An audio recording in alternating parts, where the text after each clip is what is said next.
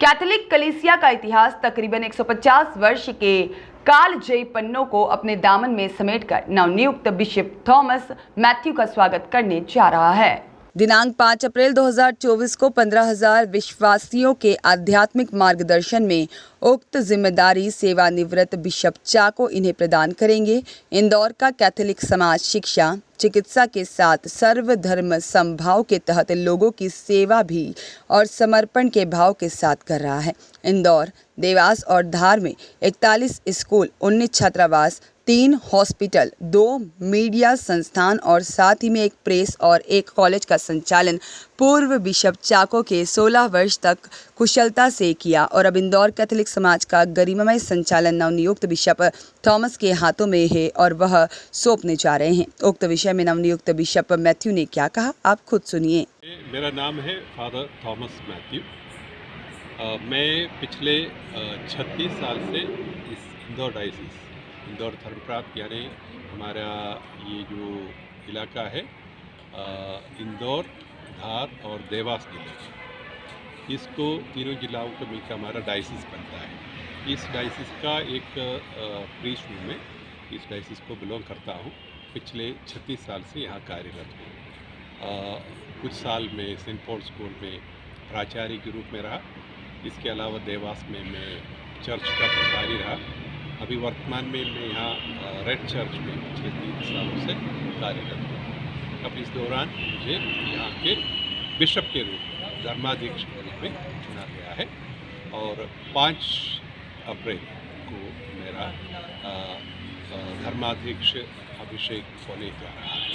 तो सर, ये बिशप के रूप में जैसे आपको चुना गया है, तो यहाँ पे आपका जो कार्य क्षेत्र है और वो कैसे उसका विस्तार हुआ, अब आपको भविष्य में क्या क्या करना पड़ेगा? हमारे इस डायसिस के अंदर बहुत सारे कार्य चलते हैं। एक तो शिक्षा के क्षेत्र में हमारे तो स्कूल से, एक दो कॉलेज से, इसके अलावा स्वास्थ्य क्षेत्र में हॉस्पिटल से 2-3, फिर हमारे कुछ मीडिया सेंटर है, जो एक आत्मदर्शन है, एक सत्प्रकाशन है।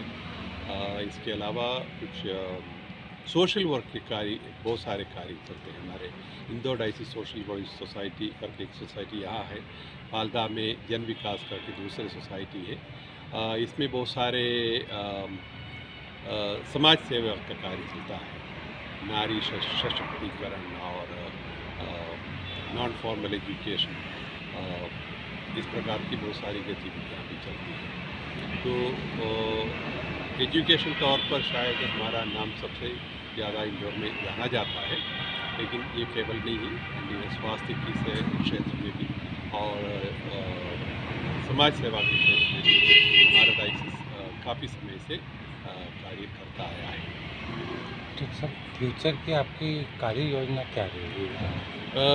जो अभी मेरे पहले यहाँ बिशप थे आदरणीय परम आदरणीय चाको तो हमारे साहब, तो उन्होंने उनके कार्यकाल में बहुत अच्छा एक दिशा निर्देश दिया है डायसिस को। मैं सर्वप्रथम चाहूँगा कि इसको आगे बढ़ाए और जहाँ जहाँ सुधार की गुंजाइश है, चाहे वो एजुकेशन के क्षेत्र में या हेल्थ में या सोशल वर्क में, पूरा प्रयास करूँगा। साथ ही सर्वधर्म सद्भावना का जो आज बहुत उसकी ज़रूरत है, उस पे मेरे से जो होगा उसको कायम करने के लिए मेरा प्रयास करूँगा उसके लिए। सर, 5 तारीख को फादर अब ताजपोशी भी है ना होने वाली है, तो उसमें क्या किस प्रकार का आयोजन रहेगा? इसमें लगभग 3-3.5 घंटे की विधि है, मतलब धर्म विधि है, जिसमें इंदौर के पास के अलग अलग डायसिस, अलग अलग धर्म प्रांतों से लगभग 25 बिशप लोग पधारेंगे, अलग अलग स्टेट से, राजस्थान से, गुजरात से, एमपी के बाहर से, केरल से। तो उनकी उपस्थिति में और लगभग मैं समझता हूँ कम से कम 5-6 हज़ार लोगों की उपस्थिति में ये धर्म विधि होगी जिसके अंतर्गत हमारे भूतपूर्व बिशप याकूब के कर कमलों से मुझे अभिषिक्त किया जाएगा और इस प्रकार डायसिस का कार्यभार मुझे संभाल लिया जाएगा। अच्छा, एक साधारण भाषा में कहे जी। तो बिशप शब्द का जो शाब्दिक अर्थ है, क्या वो एक संत के रूप में माना संत जाएगा? ये हमारे धर्म अध्यक्ष हाँ, जो है जी जी वो एक संत का ही एक नहीं, एक्चुअली पर्यायवाची शब्द है। हमारे क्रिस्तीय धर्म में संत का दर्जा जो है केवल मृत्यु उपरांत दी जाती है। यानी उनके पूरे जीवन के स्टडी करने के बाद बहुत सारी चीज़ों के मापदंड। बारीकी से देखने के बाद फिर कलीसिया घोषित करती है कि ये संत या नहीं। सारे लोग जो पुरोहित का या बिशप का जो भी पद संभाले वो सब संत बने ज़रूरी नहीं है। जबकि अन्य धर्मों में जो भी धार्मिक गतिविधियाँ करते उसमें लगे उनको ऑटोमेटिकली संत बोला जाता है ना, लेकिन हमारे कैथलिक समाज में ये नहीं है। हमको हमारे जीवन की जो उपलब्धियों के आध्यात्मिक और सामाजिक जो सेवाएं हमने दी है, हमने जो अच्छे उदाहरण प्रस्तुत किया उन सब का अवलोकन करके स्टडी करके फिर कलीसिया निष्कर्ष पे पहुंचती है इस व्यक्ति को संत की उपाधि दी जाए या नहीं। लेकिन ये होती है मरणोपरांत।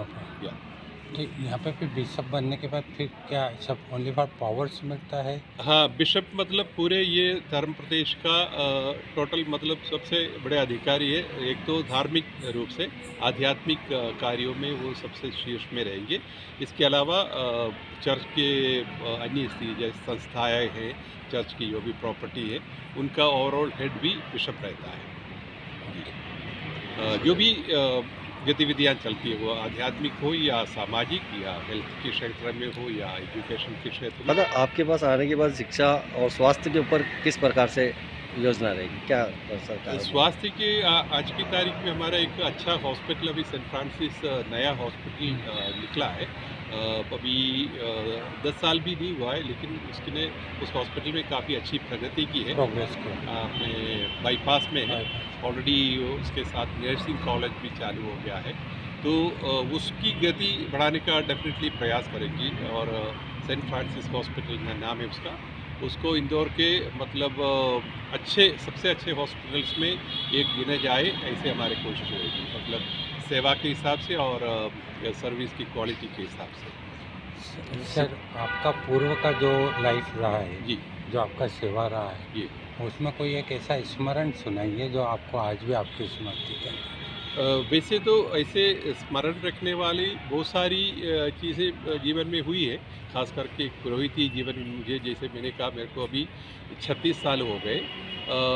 कई लोगों को व्यक्तिगत की गति बढ़ाने का डेफिनेटली प्रयास करेंगी। और सेंट फ्रांसिस हॉस्पिटल का नाम है उसको इंदौर के मतलब सबसे अच्छे हॉस्पिटल्स में एक गिने जाए, ऐसे हमारी कोशिश रहेगी। मतलब सेवा के हिसाब से और सर्विस की क्वालिटी के हिसाब से। सर, आपका पूर्व का जो लाइफ रहा है, जी जो आपका सेवा रहा है, जी उसमें कोई एक ऐसा स्मरण सुनाइए जो आपको आज भी आपकी स्मृति है।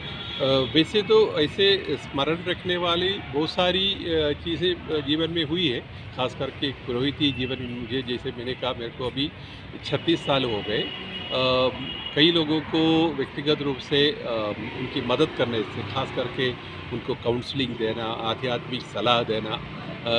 काफ़ी लोग जो हेल्प के लिए हमारे पास आते हैं, आजकल के जीवन आप जानते हैं थोड़े तनावपूर्ण रहता है, तो कोई आते हैं मदद मांगने, मतलब सलाह मिलने के लिए, उनको परामर्श के लिए और आध्यात्मिक काउंसलिंग के लिए वगैरह।